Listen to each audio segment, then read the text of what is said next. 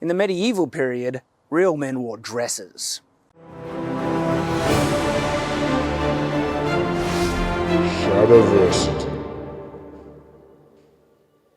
Greetings, I am Shad, and if there is any modern idea or notion that is imposed upon the medieval period when it is adapted more often into fantasy, but also sometimes in medieval period films and things, it is the idea that men did not wear dresses, excluding wizards, of course. Now, some movies actually do this right, okay? And one of the best examples I can give is The Outlaw King. I've reviewed it on this channel, and it was brilliant. And what do we see Robert the Bruce wearing?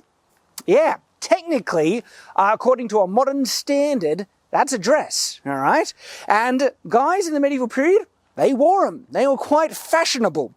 And so what I'm going to be doing here in this video is exploring the pros and cons of would wearing something like this affect combat in fighting? But before we get there, I actually want to talk about the actual concept, the fact that guys in the medieval period, yeah, they did essentially wear dresses, though they weren't called dresses, and they weren't considered feminine either. You see, a lot of the clothing in the medieval period was both worn by men and women, and the distinctions between them might actually be the way it's sewn to pronounce certain curves and features as opposed to other ones. And so what I'm wearing here, okay, is a couple of different layers of essentially medieval clothing. Now, it's not 100% accurate, by the way. I'm not wearing correct medieval shoes or even pants, but you can't really see them because I'm wearing a dress. And the thing holding my sword isn't accurate either. Sword frogs like this, not medieval. But what are the actual names of the garments I'm wearing here? And I might surprise you because one of them, if you're somewhat familiar with medieval period, how it's adapted into fantasy, but also just anything really medieval, you might be familiar with the term that I'm going to mention. In fact, you might be familiar with two of them.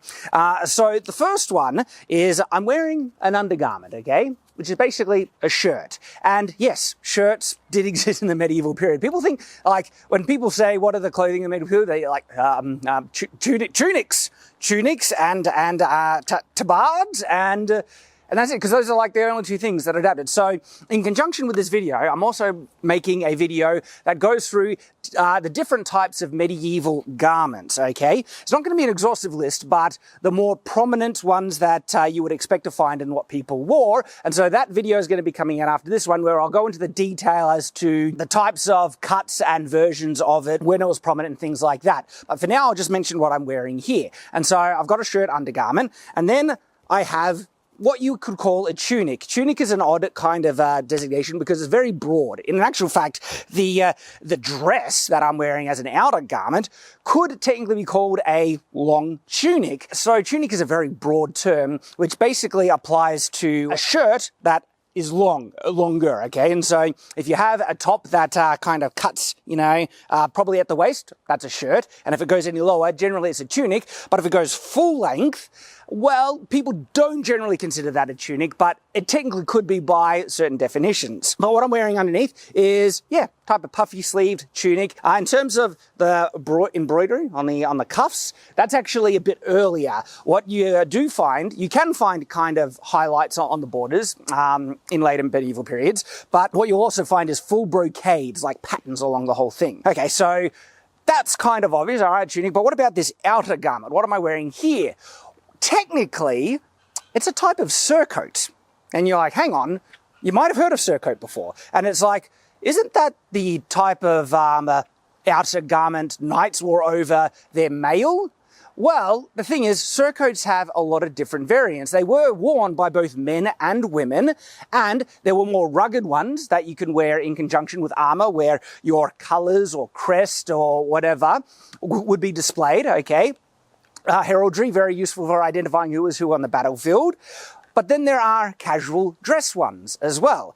Now, there is kind of like a the definitions are grey, and so I'm going to go into more detail about that in the follow-up video, because you could call this outer dress-like garment a kirtle, okay? And so a kirtle is once again a type of garment that both men and women did wear in the medieval period, but as the medieval period progressed and you get to the end of it and then over to the Renaissance, the kirtle became solely a female garment. And so if you actually Googled kirtle, you actually might find some male variants, but more often you'll see images of women wearing what they define as a kirtle. And the difference between what a kirtle and a surcoat can be grey, but if we were to be strict in the definitions, it's sleeves, okay? Surcoats generally don't have sleeves, not all of them, but most of them seem to not have sleeves, and kirtles did have sleeves, which is why this one here you could probably rightly call a surcoat. The other type of dress-like garments that men wore quite prominently and commonly in the medieval period, like we talked about tunics, and yeah, tunics can get a bit longer,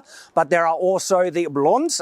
I really don't know how to pronounce these words, by the way, so correct me in the description when I get these wrong, because I'm pretty sure I'm going to get them wrong. But you'd have the bliaut, the houppelande, okay? Now, the reason the bliaut and houppelande technically have sleeves, and why is the distinction between them and a tunic? Again, I'll go into more detail in the follow-up video, but it's mainly how big the sleeves are and different things. But then you also have gambesons, jupons, tabards as well. So all these things are actually types of clothing that could get pretty long and very much dress-like, at least to the knee, okay, if not full length.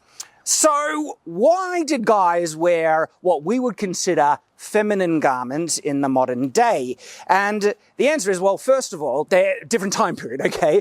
They had a very different kind of perception of what was masculine and what was feminine. And these types of outfits weren't one of them. Now, of course, a couple of key distinctions could be made. For instance, how low the front would be to kind of present certain pieces of anatomy. Now, if a guy was wearing one that was very low cut, that would come across as distinctly feminine, like, well, you're right. Not in all cases. There are different periods of history, also outside of the medieval period, that had very low cut tops that men wore, like the toga, okay, which is more Greek. So this isn't a universal standard, but this is one feature that would generally make a distinction between masculine and feminine styles of dress, not necessarily the length of the garment itself. But one of the reasons why men would wear them is they're easy to make, okay? It's a lot easier to make a, piece of clothing that goes all the way down to cover yourself, to, cover your nakedness, right?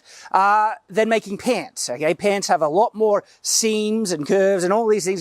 They're harder to make. And so a dress is easier. It's not to say guys didn't wear pants, and not to say girls didn't wear them either. It varies, but also not to say that guys always wore pants. A lot of times you could just not wear anything underneath.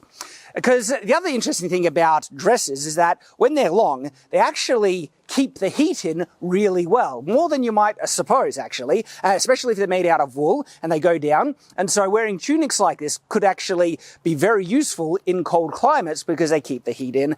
And as well, dresses are fashionable. And so when we see the medieval period adapted into fantasy, very rarely do we ever see outfits like this as common dress. We would see tunics, okay, and yeah, they're common to come down maybe above the knee for guys and things, but not full length, when indeed they were actually very common. And for a commoner walking around, yeah, they could be armed. And then the question is, would these affect, or would, long garments like this? Because I'm going to try and avoid calling them dresses now, because the term dress in our modern, ears, right, when we hear it, we hear something that is a distinctly feminine type of clothing, and that's not how they saw it in the medieval period. So I'll refer to this as a surcoat now.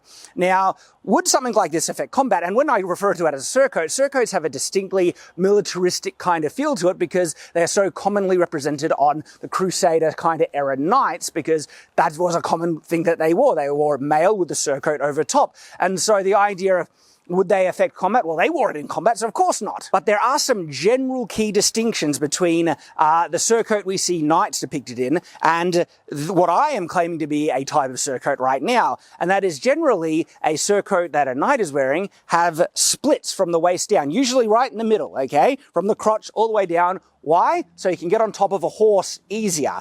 But that's not a universal thing, okay? Surcoats historically didn't have to have a split to be considered a surcoat versus what you would consider a dress. No, but for a type of surcoat that is going to be used in combat, that you're going to be riding on a horse, splits do make sense. But there is an incorrect assumption that can be made then that you need a split to give the proper range of motion so the material that is hanging from your waist down won't get in the way of your legs. And that's completely incorrect. And I can show you right now, taking my sword out, okay, because, you know, it flares out, there is full range of motion. Like I could try and do the splits even if I had the flexibility. There is nothing restricting my movement at all like this. And so the idea that you would need a split to prevent, you know, the cloth getting in the way of your movement whenever you're fighting and you're doing lunges and things, completely incorrect, because again, full range of motion and there's nothing getting in the way.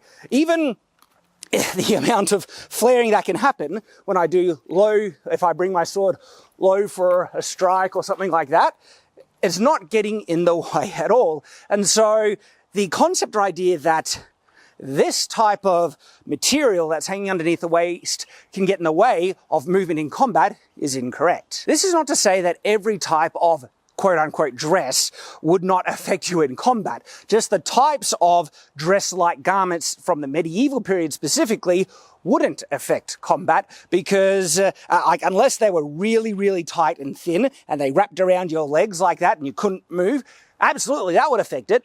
That's not the type of clothing we see in medieval art or anything like that. Now, certain types of kirtles and surcoats could and very likely were made with different levels of volume to them to make them tighter around the waist to pronounce the bust, especially if it's been fitted for a female versus a guy. But when it comes to the material that's hanging underneath the waist, none was so tight that you wouldn't be able to move. And even the tightness that the types of cuts for these, you know, garments that women would be wearing, not restrictive either because it's just around the waist to pronounce the bust, but you got full range of movement as well and the dresses get away. Now there would be some historical dresses that are not in the medieval period that absolutely would affect combat, like hoop skirts, okay? You know, that actually have a wooden frame that makes it floof out. And if that was the case, they would definitely affect combat, but as to how much, it's out of the medieval period. I am not too concerned to think about, though it did come up in my novel because my novel is not actually based in the medieval period, and there are hoop-like skirts with skirts with really large pleats and everything that get in the way. And so what they have a removable front to free up the legs, or they could actually just slide it to the back. It would have a slit down the side and neck side to the back. But more often than not, even in a fantasy setting where I'm exploring that type of thing, women who are wearing dresses that are really, could get in the way, just have a split down the middle, free up the legs, there you go. But for medieval style of clothings that fall into the, dress category, even a surcoat like this, or a kirtle, or even the other medieval dress-like outfits like the bliaut or the houppelande tunics, if they're long or short. This can actually include certain types of gambesons because they can get fairly long as well. Gambesons more predominantly do have splits, as well as jupons and doublets. They can get to reach about the knee, but not fully either. So none of these things are actually affecting combat. So for the regular medieval person who is walking around armed, this type of clothing is perfectly functional if you ever got into a scuffle and needed to fight. There is one kind of idea that, you could try and say, what about people grabbing your clothing and pulling it aside? Well, interesting, I actually think, a surcoat like this would be less detrimental because it gives you more range that you can pull away from someone trying to grab it. If this was tight, if they grabbed you like your waist, you have very little room to actually get distance from the intent of whoever is grabbing you, because the intent of when someone grabs your clothing, if you're getting in a grapple and you don't have weapons, because grabbing someone when they have a weapon is not a good idea, but their intent is to prevent you from getting distance from them, well, this gives you a lot of distance, so that's actually not necessarily a detrimental thing either. So the answer is basically for the medieval dress-like garments, yeah, you could fight them, absolutely. And not only can you fight them, men wore them very prominently. Because, as I said in the beginning, real medieval men wore dresses.